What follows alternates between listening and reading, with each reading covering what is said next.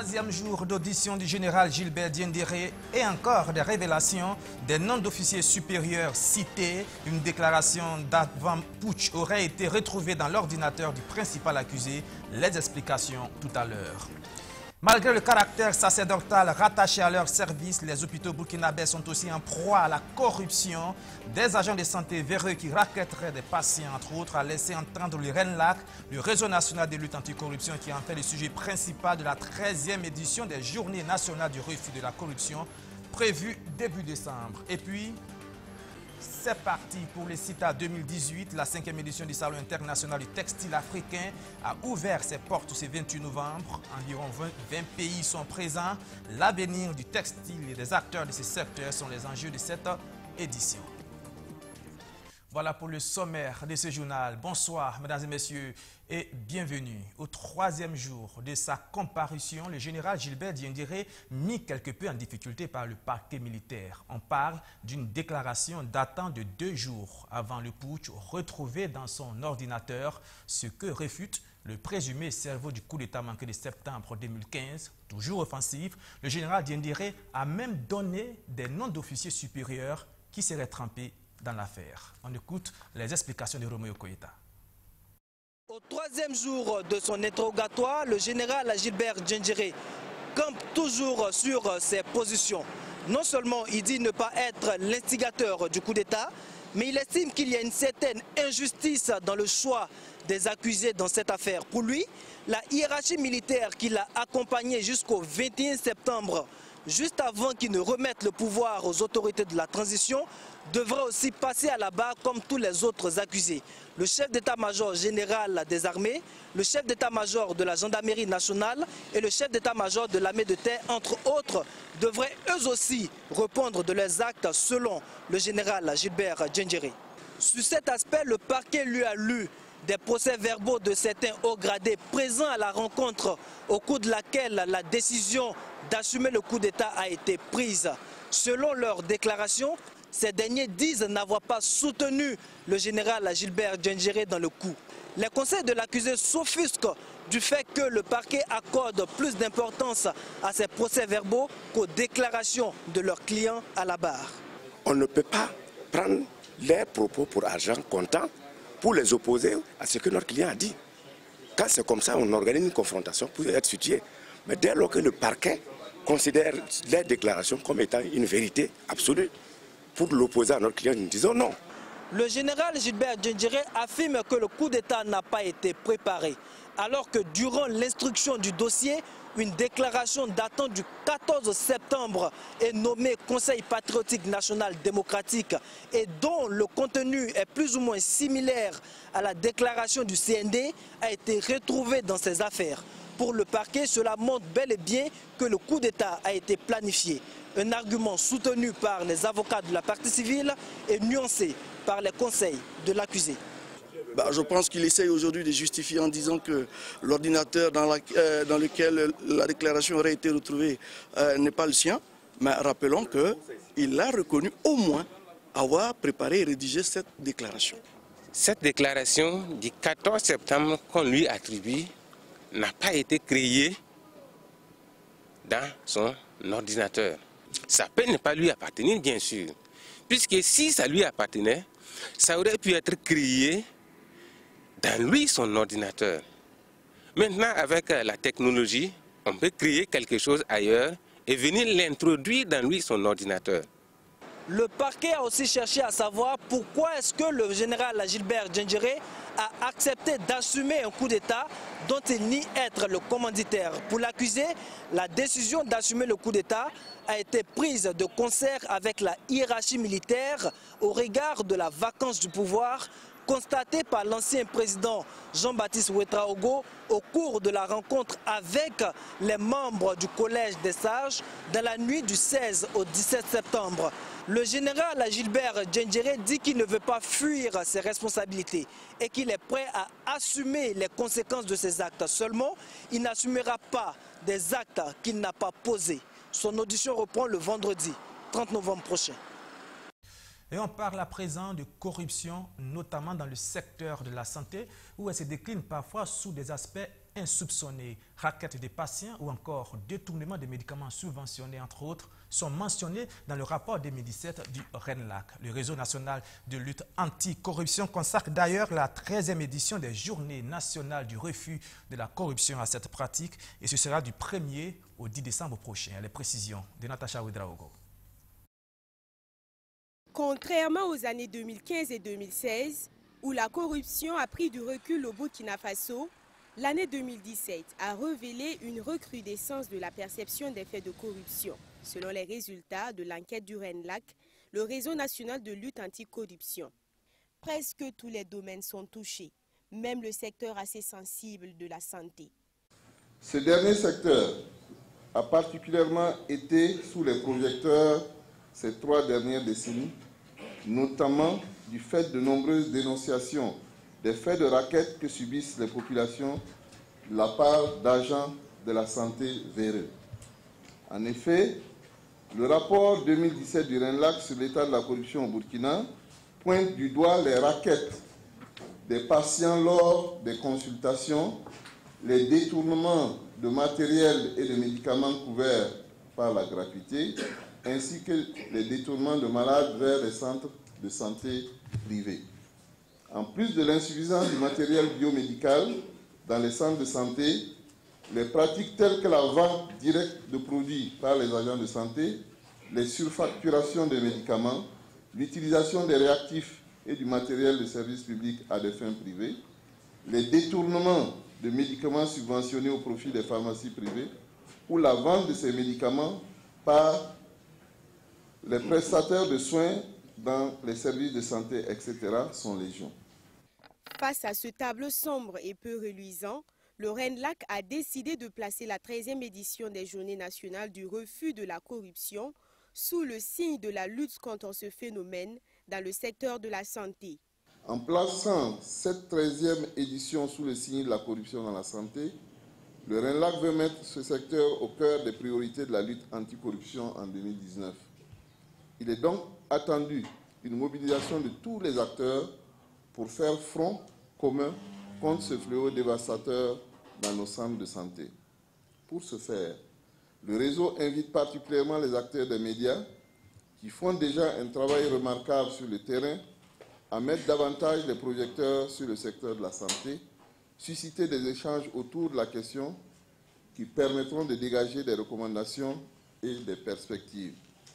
La 13e édition des Journées nationales du refus de la corruption se tiendra du 1er au 10 décembre 2018.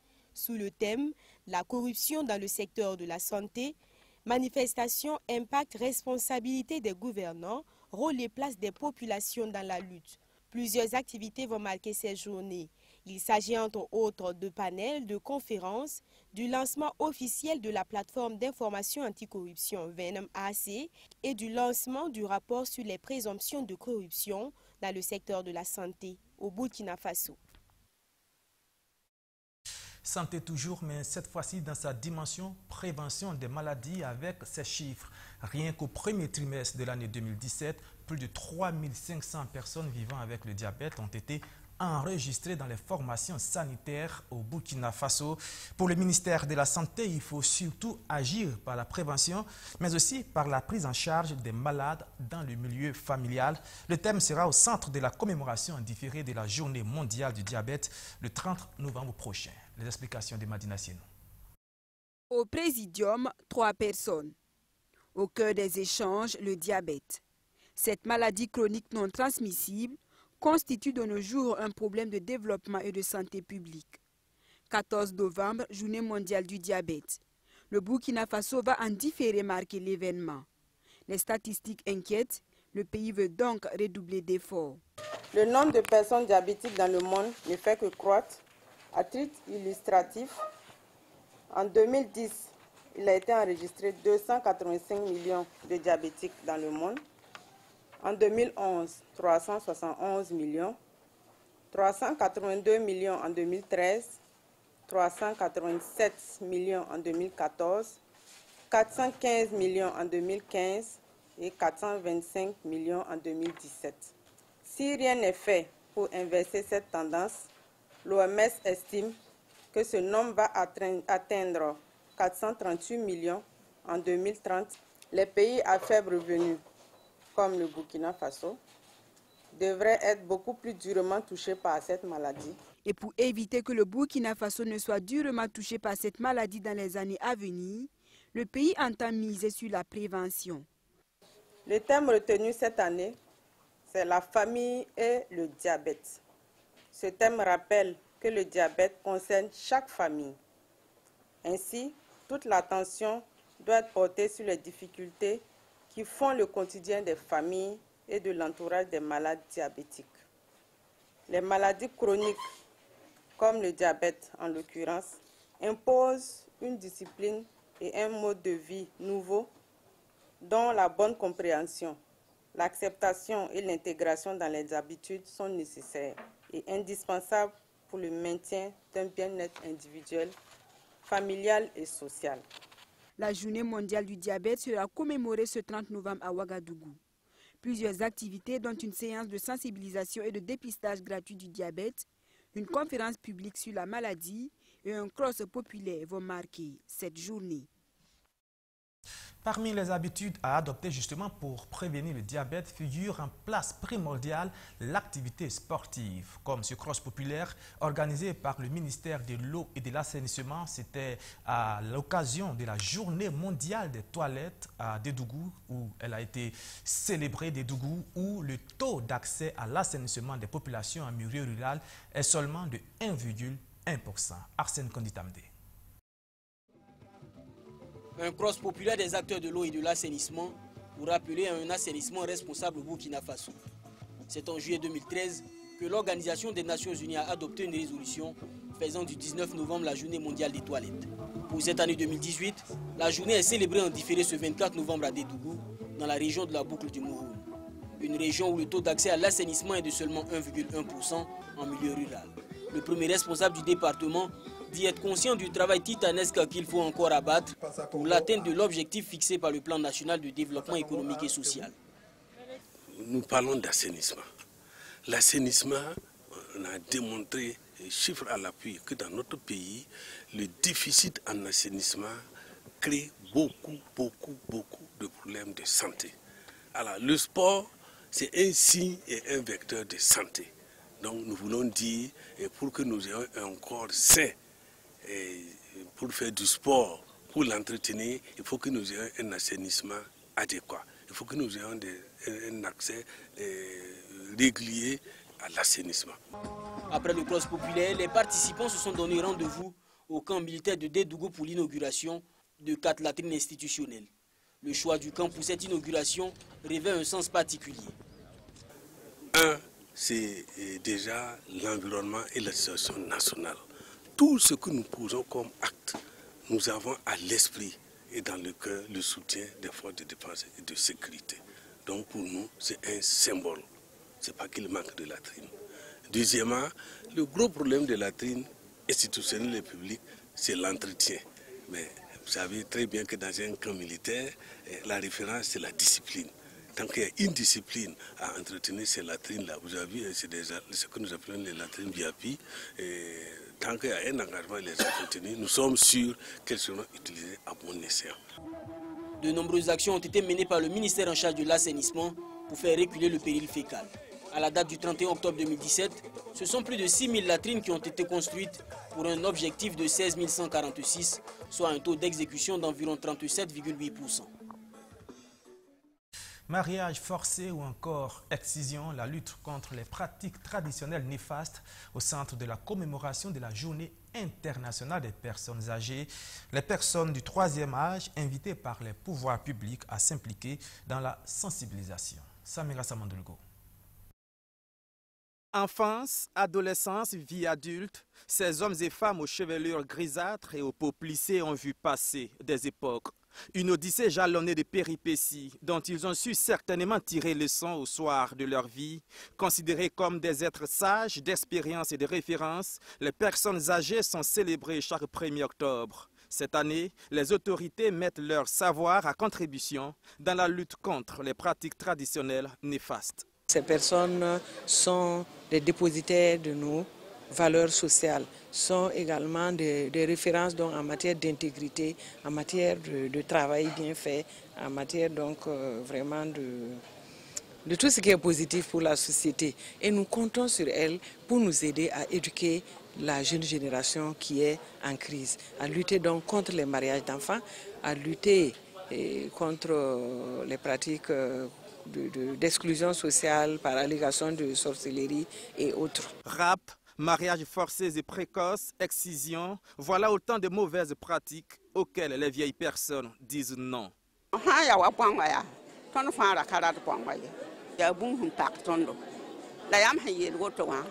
Pour ce qui est de l'excision, nous étions déjà contre. Nous allons dénoncer les exciseuses et aussi sensibiliser les gens à abandonner cette pratique.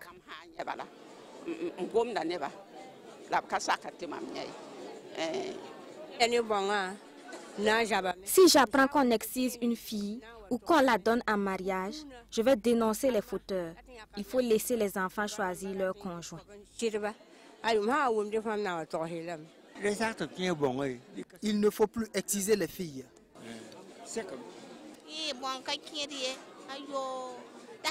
Plus d'excision, plus de mariage précoce et forcé. Nous avons été forcés et nous ne voulons pas que nos enfants subissent cela.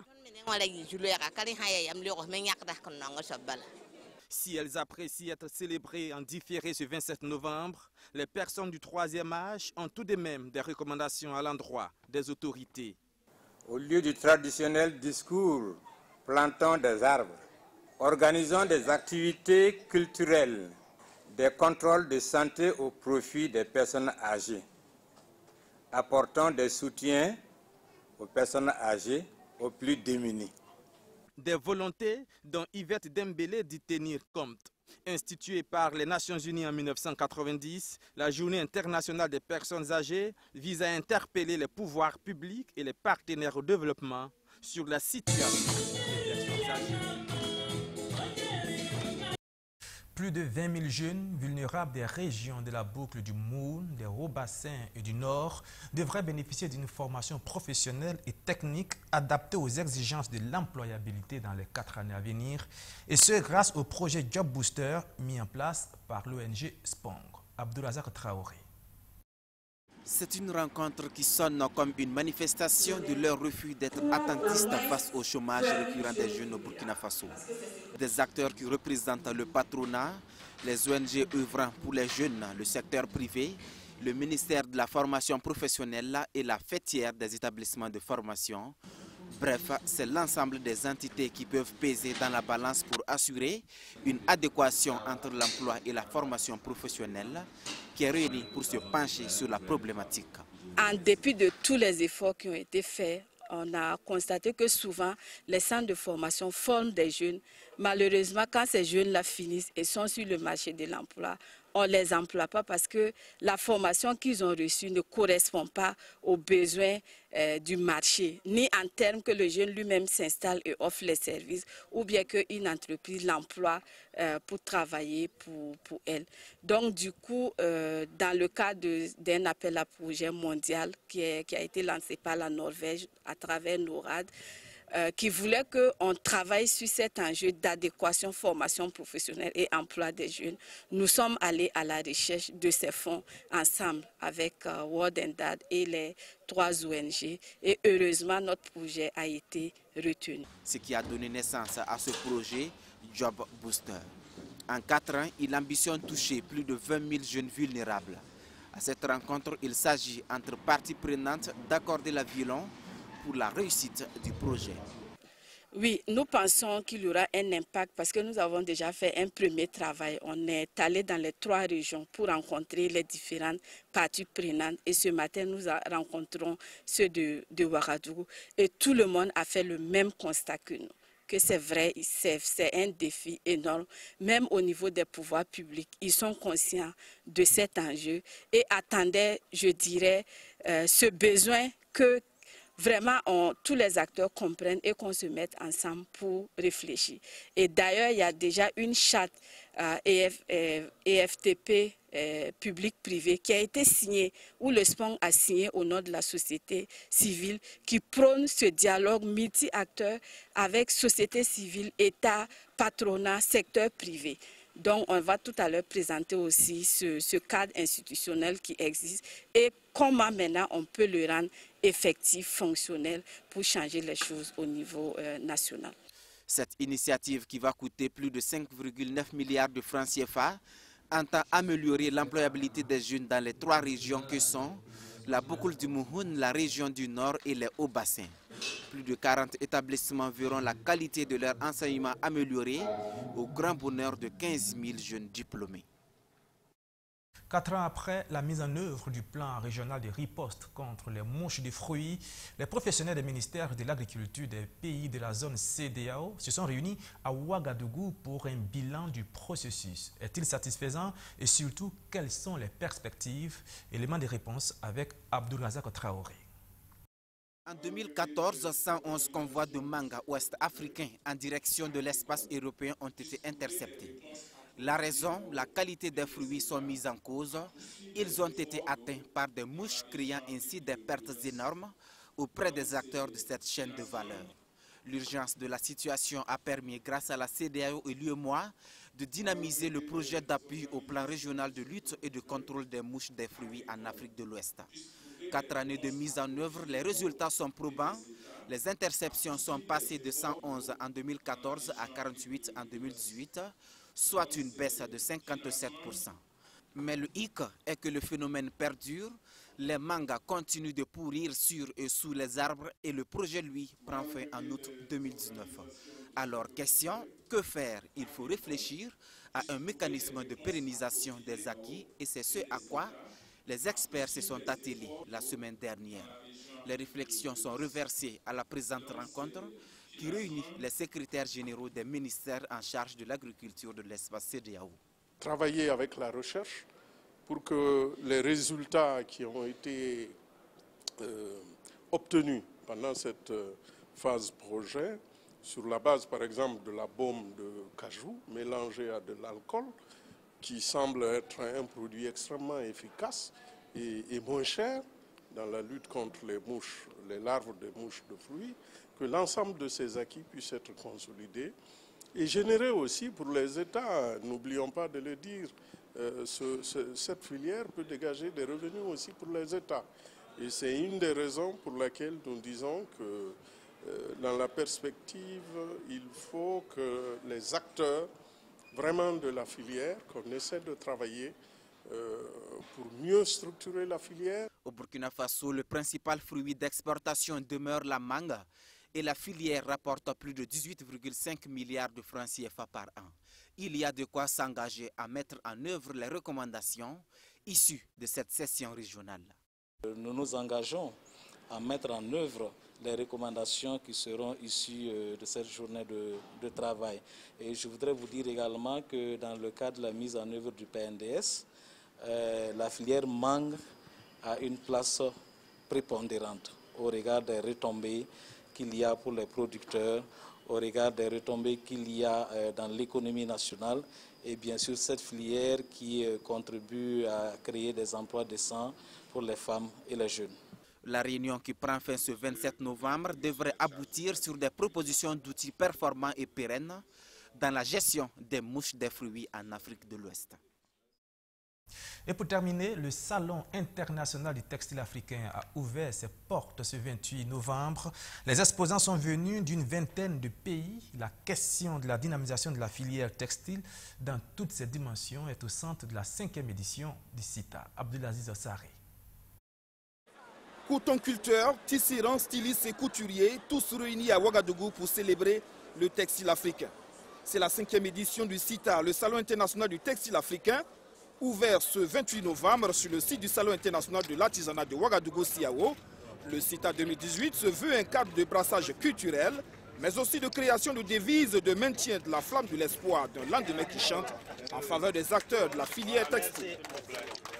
Comme vous le savez, la filière coton est une filière importante pour le Burkina Faso. Et de manière générale, l'industrie du textile c'est une industrie que le gouvernement essaie de promouvoir. Parce que, comme vous le savez, dans le cadre du PNDS, la transformation est importante, c'est un maillon important de la chaîne. Parce que si nous n'avons pas de valeur ajoutée, les produits ne rapportent pas grand-chose pour l'économie nationale.